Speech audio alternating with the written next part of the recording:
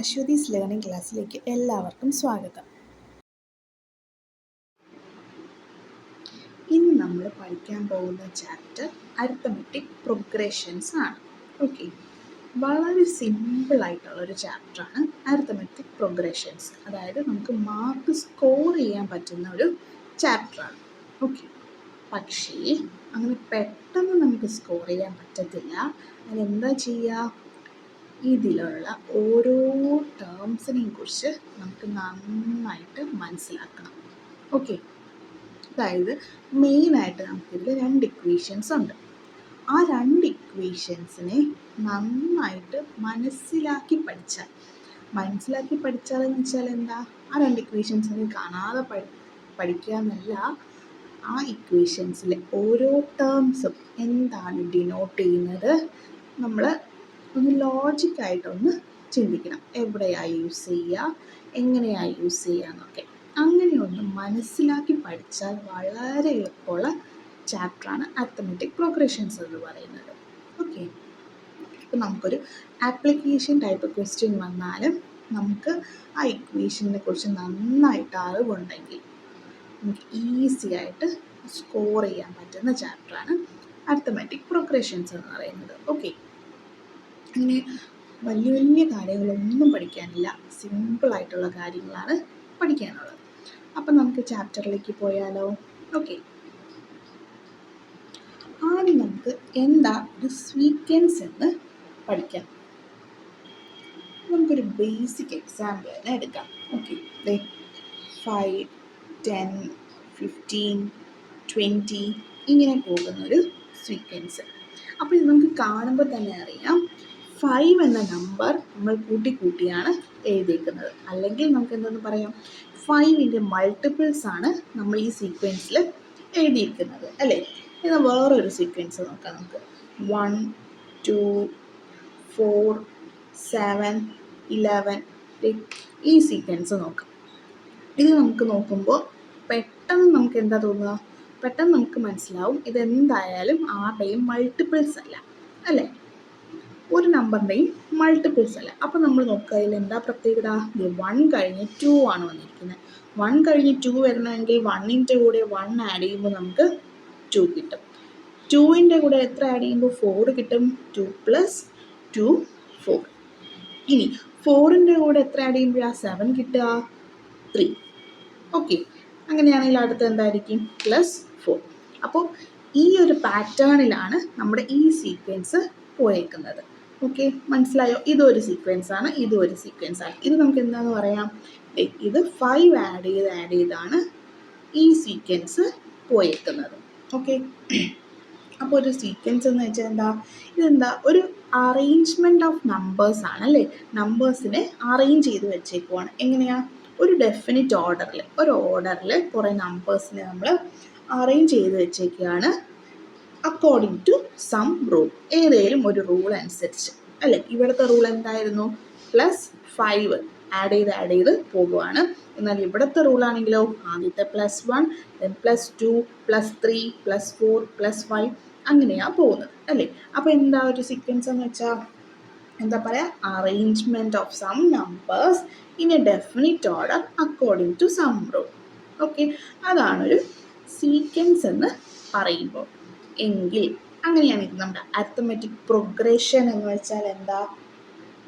Progression എന്ന് വെച്ചാലും എന്ത് തന്നെയാണ്? ഒരു സീരീസാണ്, അല്ലേ? ഒരു സീക്വൻസ്.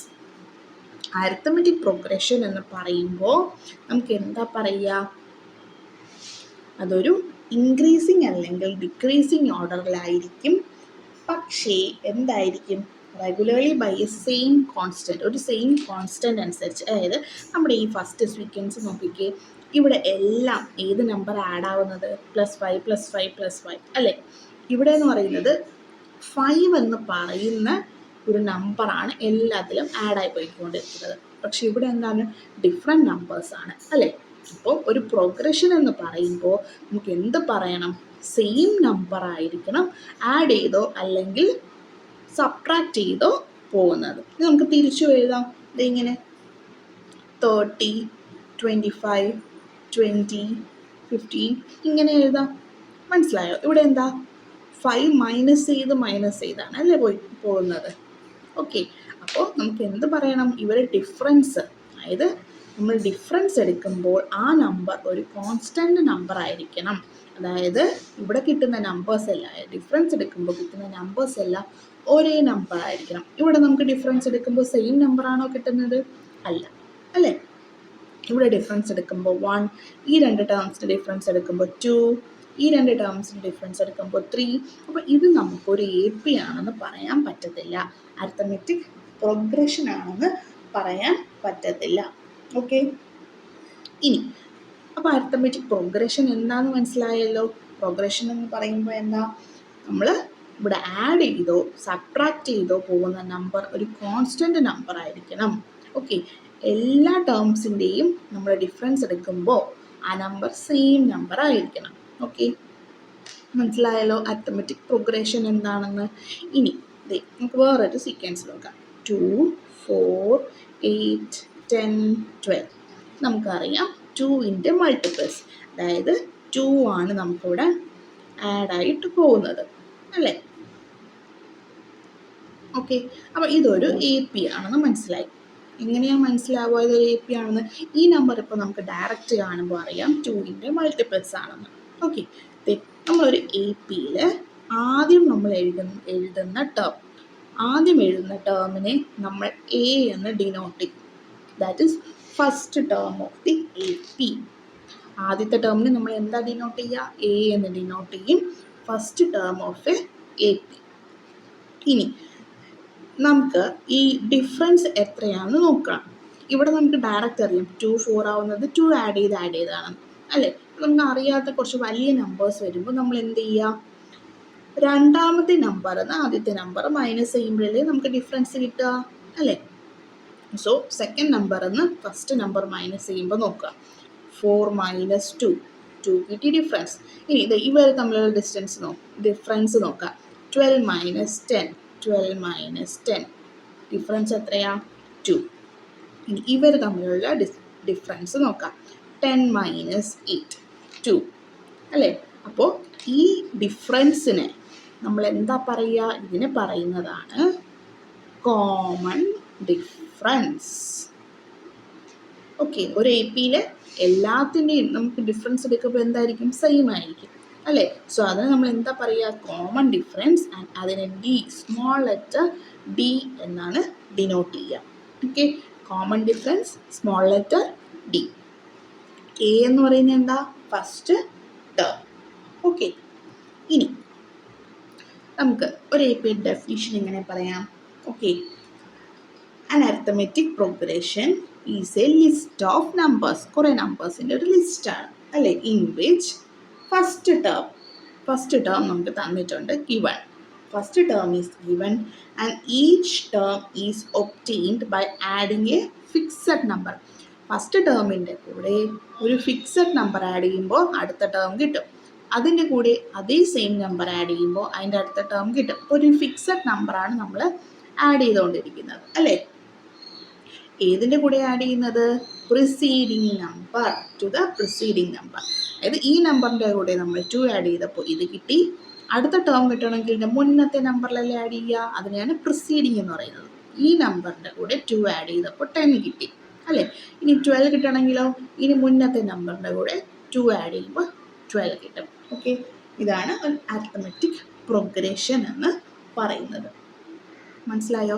ഒരു അരിത്തമെറ്റിക് പ്രോഗ്രഷൻ എടുക്കുമ്പോൾ ഇവർക്ക് എന്ത് കാണും? ഒരു കോമൺ ആയിട്ടുള്ളൊരു ഡിഫറൻസ് കാണും. അതിനെ നമ്മൾ കോമൺ ഡിഫറൻസ് എന്ന് പറയും. ഓക്കെ, നെക്സ്റ്റ് നമുക്ക് ഇതേ സെയിം തന്നെ സീരീസ് നോക്കാം. 2, 4, 8, 10, 12 അങ്ങനെ ഞാൻ 50 വരെ എഴുതി. അപ്പോൾ ഈ സീരീസിലെ ഫസ്റ്റ് നമ്പർ 2ഉം ലാസ്റ്റ് നമ്പർ ഏതാ? 50യുമാണ്, അല്ലേ? അപ്പോൾ നമുക്ക് എന്ത് എഴുതാം? A is equal to 2 ആണ്. ഫസ്റ്റ് ടേം എന്താ? A ആണ്. ഇനി കോമൺ ഡിഫറൻസ് D എന്ന് പറയുന്നത് നമ്മൾ എന്തെടുക്കുക? ഏതെങ്കിലും 2 നമ്പർ എടുക്കുക, അവർ തമ്മിൽ മൈനസ് ചെയ്ത് നോക്കുക. ഇപ്പോൾ 8 മൈനസ് 4, 2 കിട്ടി. അപ്പോൾ കോമൺ ഡിഫറൻസ് 12 മൈനസ് 10, 2 കിട്ടി. സോ കോമൺ ഡിഫറൻസ് നമുക്ക് എന്തെന്ന് പറയാം? 2 എന്ന് പറയാം. ഇനി നമുക്കത് ഒരു ലാസ്റ്റ് ടേം തന്നിട്ടുണ്ട്, അല്ലേ? 50. അതിനെ നമുക്ക് എന്തെന്ന് ഡിനോട്ട് ചെയ്യാം?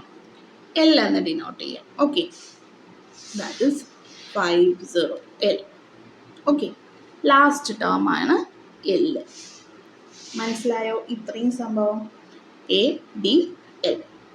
ഓക്കെ, നെക്സ്റ്റ് നമുക്ക് നമ്മുടെ കയ്യിൽ ഫസ്റ്റ് ടേമായ എ ഉണ്ട്, കോമൺ ഡിഫറൻസ് ആയ ഡി ഉണ്ട്. ഓക്കെ, അങ്ങനെയാണെങ്കിൽ നമുക്ക് ഇത് വെച്ചൊരു എപ്പി എഴുതാൻ പറ്റുമോ? ഫസ്റ്റ് ടേം നമ്മുടെ കയ്യിൽ എ ഉണ്ട്, കോമൺ ഡിഫറൻസ് ഡി ഉണ്ട്. അങ്ങനെയാണെങ്കിൽ നമ്മൾ എങ്ങനെയാണ് ഒരു എപ്പി എഴുതുക? ഫസ്റ്റ് ടേം എഴുതി. ഫസ്റ്റ് ടേം എന്താണ്? എ. എങ്കിൽ അടുത്ത ടേം എന്താ? എയുടെ കൂടെ ഡി ആഡ് ചെയ്യുന്നതാണല്ലോ അടുത്ത ടേം. മനസ്സിലായോ? ആദ്യത്തെ ടേം എ ആണ്.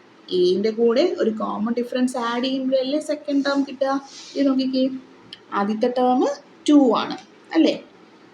ഇവിടുത്തെ കോമൺ ഡിഫറൻസ് എത്രയാ? 2 അല്ലേ? അപ്പോൾ ഈ 2ൻ്റെ കൂടെ ഒരു 2 ആഡ് ചെയ്തപ്പോഴാണ് നമുക്ക് എന്ത് കിട്ടിയത്? 4 കിട്ടിയത് അല്ലേ? ഈ 2 + 2 ആണ് 4.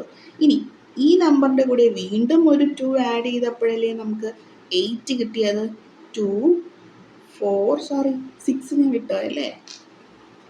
സോറി കേട്ടോ, ഇവിടെയും 6 കിട്ടും. സോറി. ഓക്കെ, 6 കിട്ടിയത് അല്ലേ? അപ്പോൾ ഈ നമ്പറിൻ്റെ കൂടെ വീണ്ടും ഒരു 2 ആഡ് ചെയ്തപ്പോഴല്ലേ നമുക്ക് 8 കിട്ടിയത് അല്ലേ? അതായത് തൊട്ട് മുന്നത്തെ നമ്പറിൻ്റെ കൂടെ 2 ആഡ് ചെയ്ത് പോയി. അതേപോലെ നമുക്ക് എ എന്നുള്ള ഫസ്റ്റ് നമ്പർ എങ്കിൽ സെക്കൻഡ് നമ്പർ എന്തായിരിക്കും? എ പ്ലസ് ഡി അല്ലേ? എങ്കിൽ അടുത്ത നമ്മൾ എങ്ങനെയാണ് എഴുതുക? ഇതാണല്ലോ അടുത്ത നമ്പർ. ഇതിൻ്റെ കൂടെ നമ്മൾ എന്ത് ആഡ് ചെയ്തു? ഡി ആഡ് ചെയ്തു. മനസ്സിലായോ? ഒന്നുകൂടെ പറയാം. നമ്മുടെ ഫസ്റ്റ് ടേം എ ആണ്. അപ്പോൾ ആദ്യത്തെ ടേം നമ്മൾ എങ്ങനെ എഴുതുക? എ എന്ന് എഴുതി. അടുത്ത ടേം എങ്ങനെ എഴുതുക? ഇതിൻ്റെ കൂടെ കോമൺ ഡിഫറൻസ് ആഡ് ചെയ്യും. എങ്കിൽ അടുത്ത ടേം എന്താ?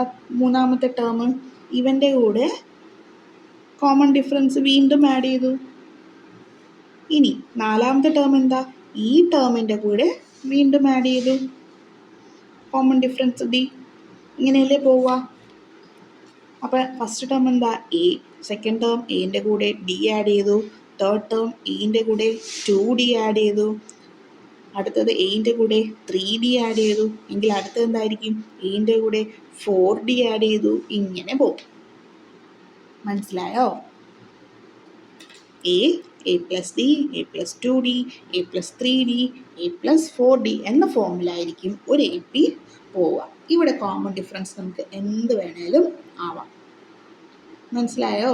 ഇപ്പം ഞാൻ എ എന്ന് പറയുന്നത് ഫസ്റ്റ് ടേം 2 എടുത്തു. ഓക്കെ, ഇനി ഡി എന്ന് പറയുന്നത് ഞാനിവിടെ കോമൺ ഡിഫറൻസ് 3 എടുക്കുവാണ്. എങ്കിൽ നമുക്ക് ഈ എ പി എഴുതാലോ. ആദ്യത്തെ ടേം എന്തായിരിക്കും? 2 ആയിരിക്കും അല്ലേ?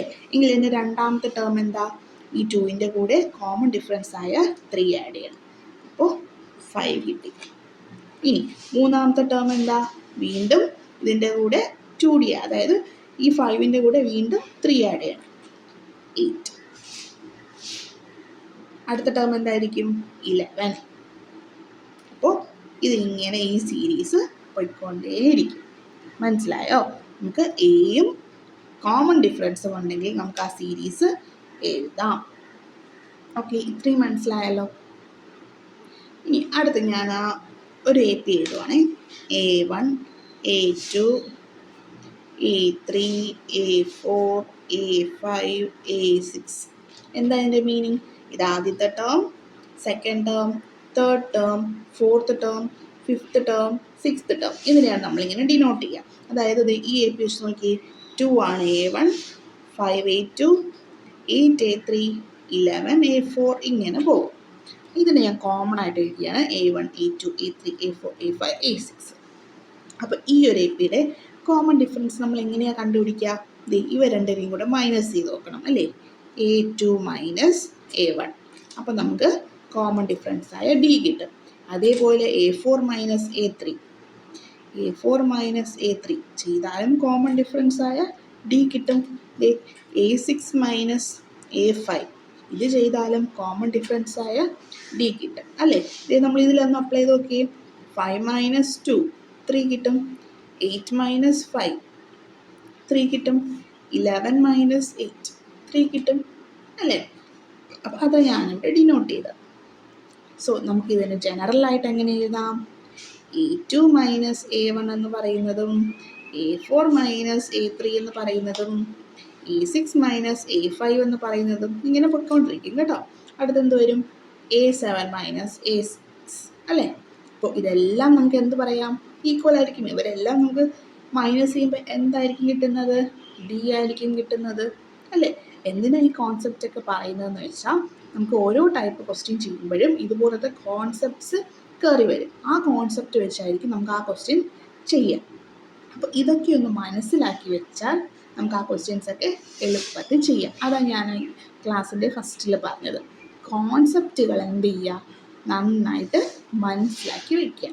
എങ്കിൽ നമുക്ക് ക്വസ്റ്റ്യൻസ് എന്ത് ചെയ്യാൻ പറ്റും? എളുപ്പത്തിൽ ചെയ്യാൻ പറ്റും. ഓക്കെ, അപ്പോൾ ഇത് മനസ്സിലായല്ലോ. ഇത്രയൊക്കെയാണ് ഒരു ഇൻട്രൊഡക്ഷനായിട്ട് പറയുക. ഓക്കെ, ഇനിയും കുറച്ച് കാര്യങ്ങളുണ്ട്. അതൊക്കെ നമുക്ക് ക്വസ്റ്റ്യൻസ് ചെയ്യുമ്പോഴൊക്കെ അടുത്ത ക്ലാസ്സിൽ നമുക്ക് ചെയ്യാം. ഓക്കെ, അപ്പോൾ ഇത്രയും കാര്യങ്ങൾ ഒന്നുകൂടെ ഒന്ന് മനസ്സിലാക്കി വയ്ക്കുക. ഇതൊക്കെ ബേസിക്കാണ്. ബേസ് നന്നായിട്ട് മനസ്സിലായാൽ നമുക്ക് ബാക്കിയുള്ളതെല്ലാം വളരെ എളുപ്പമായിരിക്കും. ഓക്കെ, അപ്പോൾ ബാക്കി നമുക്ക് നെക്സ്റ്റ് ക്ലാസ്സിൽ കാണാം. ഈ ക്ലാസ് ഇഷ്ടപ്പെട്ടെങ്കിൽ ചാനലിന് സബ്സ്ക്രൈബ് ചെയ്യുക, ലൈക്ക് ചെയ്യുക, ഫ്രണ്ട്സിനൊന്ന് ഷെയർ ചെയ്ത് കൊടുക്കുക. Thank you.